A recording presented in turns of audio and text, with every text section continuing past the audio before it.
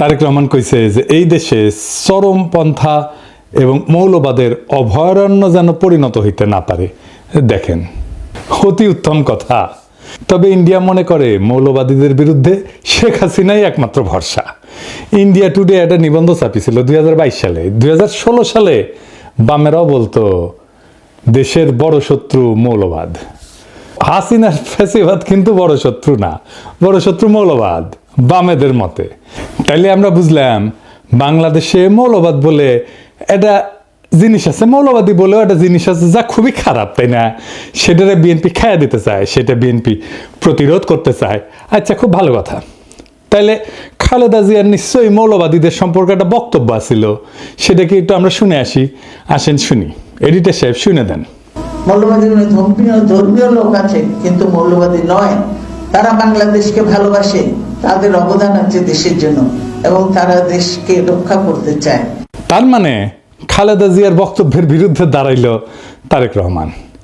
এই মৌলবাদ নিয়ে কেন বাঙ্গুয়েলিদের এত চুলকানি? আসেন এটা একটু দেখি, তাইলে বুঝবো বিএনপি কার খপ্পরে পড়িছে। মৌলবাদ এটার ইংরেজি হইতেছে ফান্ডামেন্টালিজম। এই শব্দের উৎস কখন? শব্দটা প্রথম 20 শতকের শুরুর দিকে আমেরিকাতে প্রোটেস্ট্যান্ট খ্রিস্ট ধর্মে এটার উদ্ভব। 1910 থেকে 1915 সালে এই প্রোটেস্ট্যান্ট খ্রিস্টানরা একটা সিরিজ পুস্তিকা প্রকাশ করে, দ্য ফান্ডামেন্টালস নাম দিয়ে, যেখানে বলা হয় বাইবেলকে আক্ষরিক অর্থে মানিতেই হইবে, আক্ষরিকভাবে মেনে মেনে চলতে হবে। তখন খ্রিস্টান জগতে ফান্ডামেন্টালিস্ট মানে ছিল সেই সব খ্রিস্টানেরা যারা বাইবেলকে অক্ষরে অক্ষরে অনুসরণ করত, বা বলতে পারেন রক্ষণশীল খ্রিস্টানেরা। অর্থাৎ শব্দটার জন্মই হয়েছে খ্রিস্ট ধর্মে, ইসলামে না। কিন্তু এটা এখন ইসলাম বুঝাইতে কেন ব্যবহার করা হয়? পশ্চিমা দুনিয়ার শব্দটার রূপান্তর কেমনে হইল? আসেন এর একটু বুঝে দেখি। দ্বিতীয় বিশ্বযুদ্ধের পর পশ্চিমা রাষ্ট্রতন্ত্র, বিশেষ করে আমেরিকা, ধর্মনিরপেক্ষতার নামে ফান্ডামেন্টালিজম শব্দটাকে ধীরে ধীরে নিজেদের ধর্মের মধ্যে একটা সাংস্কৃতিক বিরোধ হিসেবে টিকায় রাখে। ধর্মের মধ্যে আছে না না না ফেরকার দ্বন্দ্ব আছে না, সেই রকম। মানে খ্রিস্টান মৌলবাদ, যা থেকে মৌলবাদ শব্দটার উৎপত্তি, তাকে নিজ ধর্মের ভেতরকার বিষয় কইরা রাখে। মানে এটা আমাদের ঘরের একটা ব্যাপার। রক্ষণশীল খ্রিস্টান হওয়া কোনো অসুবিধা নাই, কিন্তু রক্ষণশীল মুসলমান এটা হওয়া যাবে না। কেন যাবে না? এর পরে আসতেছি। আমেরিকার সোভিয়েত ইউনিয়নের কোল্ড ওয়ারের টাইম থেকে এই ফান্ডামেন্টালিজম ধীরে ধীরে একটা পলিটিক্যাল এবং সিকিউরিটি টার্ম হয়ে দাঁড়ায় পশ্চিমা বিশ্বের, বিশেষ করে ইরানের বিপ্লবের পরে 1779 সালে। ওই সময় থেকে পশ্চিমা মিডিয়া এবং একাডেমিয়া ইসলামকে কেন্দ্র কইরা ইসলামিক ফান্ডামেন্টালিজম শব্দটা ছড়াইতে শুরু করে। এখন প্রশ্ন হইতে পারে যে কেন ইসলামকে টার্গেট করা হইল? পশ্চিমা দুনিয়া কল্পনাও করে নাই যে ইসলামের নামে একটা রাষ্ট্র বিপ্লব হইতে পারে এই 20 শতাব্দীতে, কিন্তু হইল। এছাড়াও পশ্চিমের আছে ক্রুসেড এবং অটোমানের কাছে পরাজয়ের স্মৃতি। সেই কারণেই পশ্চিমের কল্পনায় ইসলাম সবসময় একটা চ্যালেঞ্জার সভ্যতা। ক্রুসেডে তারা হার মানে, আবার 1753-তে কনস্টান্টিনোপলের পতন ঘটে, 1600 শতকে ভিয়েনার অবরোধ ঘটে। এই সমস্ত ইতিহাস ইউরোপীয় সভ্যতাকে মনে করায় দেয় ইসলাম সামরিক এবং সাংস্কৃতিকভাবে তাদের প্রতিদ্বন্দ্বী। আবার ভিয়েনা অবরোধ কি, এটা কি জানেন? জানেন না? আসেন জেনে নিই। অটোমান সম্রাটেরা 2বার ভিয়েনা অবরোধ করে 16 শতকে। এই অবরোধ ব্যর্থ হয়। কেন ভিয়েনা এত গুরুত্বপূর্ণ ছিল জানেন? ভিয়েনা ছিল ইউরোপের প্রবেশের দরজা। যদি অটোমানরা যে ভিয়েনা দখল করতে পারত, তবে তারা জার্মানি, ইতালি, ফ্রান্স পর্যন্ত অগ্রসর হইতে পারত। তাই ভিয়েনায় যে অবরোধগুলো হয়েছিল, যেটা ঠেকাই দিতে পারছিল ইউরোপিয়ানরা, সেই জন্যই ইউরোপিয়ান চেতনায় সেটা সভ্যতার রক্ষা হিসাবে স্মরণীয় হয়ে আছে। এবং ভয়েরও কারণ, যদি ভিয়েনা দখল হয়ে যাইত তাহলে তো ইউরোপ মুসলমানদের দখলে চলে যেত। ক্রুসেড পর্ব শেষ হওয়ার পরেও ইউরোপে ইসলামকে চিরশত্রু হিসেবে কল্পনা করা হইতো, মূলত ভিয়েনা অবরোধের মতো ঘটনার কারণে। কিন্তু আধুনিক যুগে ধরেন অটোমান সাম্রাজ্যও নাই এবং ইসলামী শক্তি বিভক্ত, তারপরেও ভেতরে ভেতরে পুনর্জাগরণ বা বিপ্লবের একটা আশঙ্কা পশ্চিমের আছে। আর বিপ্লব তো হয়ও ইরানে। এবং আরেকটা কারণ হইতেছে খুব গুরুত্বপূর্ণ, যে পশ্চিম তো পশ্চিমা সভ্যতার যে সংকট, তার কোনো সমাধান দিতে পারেনি। যেমন কি কি সংকট? পশ্চিমা সভ্যতার কিছু অমীমাংসিত সমস্যা আছে। যেমন পশ্চিমা সভ্যতা বিজ্ঞান, প্রযুক্তি, গণতন্ত্র, মানবাধিকারে বড় অবদান রাখলেও কিছু মৌলিক সমস্যার আজও সমাধান করতে পারেনি। যেমন বৈষম্যের সমাধান করতে পারেনি। এই পুঁজিবাদী সমাজ ধনী গরিবের বৈষম্য ক্রমাগত বাড়াইছে। বলা হয়তো ধনীদের তরফ থেকে ট্রিকল ডাউন করতো, আস্তে আস্তে ব্যয় ব্যয় ব্যয় ব্যয় চুইয়ে পড়ে নিচের লোকেরা আস্তে আস্তে কিছুটা সম্পদ হয়তো পাইতো। পশ্চিম ব্যক্তি স্বাধীনতাকে সর্বোচ্চ করছে, কিন্তু সমাজ, কমিউনিটি, পরিবার এগুলো ভেঙে গেছে। মানুষ একা, বিচ্ছিন্ন, বিষণ্ণতায় ভোগে। রাষ্ট্র, রাজনীতি, ধর্ম বা নৈতিকতা থেকে বিচ্ছিন্ন হয়ে গেছে। এর ফলে যুদ্ধ, এর ফলে উপনিবেশিকতা, এর ফলে পরিবেশ ধ্বংস, এবং সব কিছুকে বলা হয় প্রগতিশীলতা, প্রগতি, নেসেসিটি, এই বলে বৈধতা দেওয়া হয়। পশ্চিমা বিশ্বে যে ক্ষমতার দ্বন্দ্ব, এটাকে বলা হয়তো যে ব্যালেন্স অফ পাওয়ার যদি থাকে, অনেকগুলো শক্তির যদি শক্তিশালী যদি রাষ্ট্র থাকে, তাহলে একটা ব্যালেন্স অফ পাওয়ার হবে, এইটা স্থায়ী শান্তি নিশ্চিত করতে পারবে, কিন্তু করতে পারেনি। যুদ্ধ কোথাও থামাইতে পারেনি। 2টা বিশ্বযুদ্ধ হয়েছে, কোল্ড ওয়ার হয়েছে, আজকেও তো যুদ্ধ হইতেছে বিভিন্ন দেশে, তাই না? এখনো ইউক্রেনে যুদ্ধ হইতেছে, কয়েকদিন আগে ইসরায়েল ইরান যুদ্ধ হইল। আর প্রকৃতি, পরিবেশ, এটা ধ্বংস হয়ে গেছে। কারণ প্রকৃতি পরিবেশকে এটা মনে করে এটা ভোগের একটা বিষয়। যাকে সভ্যতা বলে মনে করে পশ্চিম, তা মনে করে যে এই পরিবেশ থেকে সব কিছু টাইনে আমি ভোগ করলেই আমি সভ্য হইতে পারবো। এর ফলে পরিবেশ ধ্বংস হয়ে গেছে, জলবায়ু পরিবর্তন হচ্ছে, প্রাকৃতিক সম্পদের সংকট এখন একটা বৈশ্বিক হুমকি। এই জায়গায় ইসলাম একটা অল্টারনেট সমাধান দিতে পারে, যদি ইসলামকে কেবল ধর্ম না, একটা সভ্যতাগত প্রস্তাবনা হিসাবে দেখা হয়। তবে কিছু জায়গায় তো কিন্তু বিকল্প দেয়, যেমন অর্থনীতিতে এটা একটা ন্যায়সঙ্গত বন্টনের একটা ব্যবস্থা দেয়, প্রস্তাবনা দেয়। এমন একটা ব্যবস্থা দাঁড় করায় যেখানে সম্পদ এক জায়গায় জমে থাকতে পারে না, এটা ঘুরতে বাধ্য হয়। পুঁজিবাদ বা সমাজতন্ত্র, এই দুইটার বাইরে যায় ইসলাম একটা সোশ্যাল জাস্টিস, এর তার সাথে সাথে প্রপার্টি রাইটসের মডেল দেয়।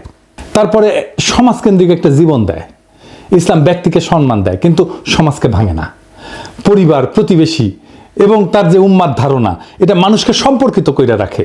আর নৈতিক যে রাজনীতি, সেটা রাষ্ট্র শুধু আইনের মেশিন না, বরং নৈতিক দায়িত্বশীলতার কেন্দ্র। ইসলামে আর একটা ধারণা আছে, আমানতের ধারণা। ক্ষমতা একটা আমানত, ক্ষমতা মানে দায়বদ্ধতা। আমাদের এই লিবারাল ডেমোক্রেসিতে জবাবদিহিতা কার কাছে? জনগণের কাছে, তাও দিতে চায় না তারা। কিন্তু ইসলামে জবাবদিহিতা কার কাছে? জনগণের কাছে অবশ্যই, কিন্তু উপরওয়ালার কাছেও, কেবল নাগরিকের কাছে না, খোদা তাআলার কাছেও। শান্তির ধারণা, শান্তির ধারণাও ধরেন ইসলামে একটা খুব র্যাডিক্যাল চিন্তা আছে। ইসলাম যুদ্ধকে বৈধ করে শুধু আত্মরক্ষায় বা নিপীড়ন বন্ধ করতে, 2টা জায়গায়। শক্তি ব্যবহার মানে আধিপত্য না, ন্যায় প্রতিষ্ঠা। পশ্চিমের যেটা জাস্ট ওয়ার থিওরি, সেটার বাইরে একটা নৈতিক শান্তির তত্ত্ব এটা। তার মানে ইসলামের যুদ্ধ 2 জায়গায় বৈধ, আত্মরক্ষা এবং জুলুম বন্ধে।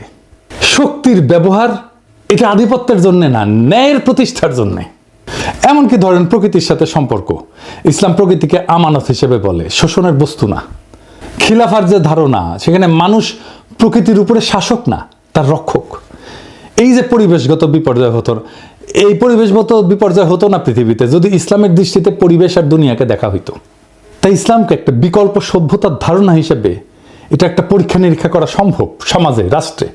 আমি আমার পিএইচডি গবেষণার কথাই বলি, এইখানে যেখানে গ্যাপ, সেখানে ইসলামের ধারণা প্রযুক্ত করলে সমস্যাটা মিটে যায়, কিন্তু এটা নিয়ে অন্যদিন আলাপ করা যাবে। তাই ইসলাম শুধু না, পুরা ফান্ডামেন্টালিজম, এই মৌলবাদ শব্দটা ইসলামের সাথে যুক্ত কইরা একটা ভয় তৈরি করা হয় পশ্চিমে।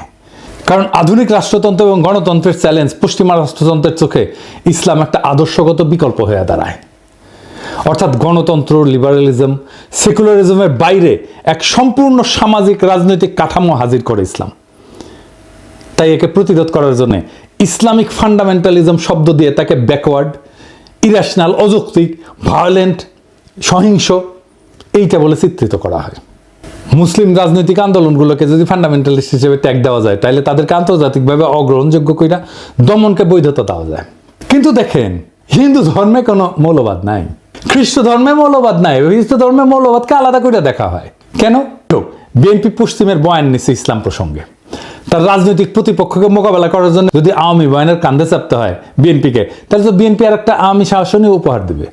পশ্চিমের ভয় একটা ফেয়ার ইলেকশনে ইসলামী দলগুলো যদি ক্ষমতায় চলে আসে, এই ভয় তারা মিশরে পাইছে, একই ভয় তারা গাজায় পাইছে। হামাস জিতছে, তারা স্বীকার করবে না, কিন্তু মোদিরে মাইনা নিবে। আজিব বাত। এইভাবে রাজনীতি চলে।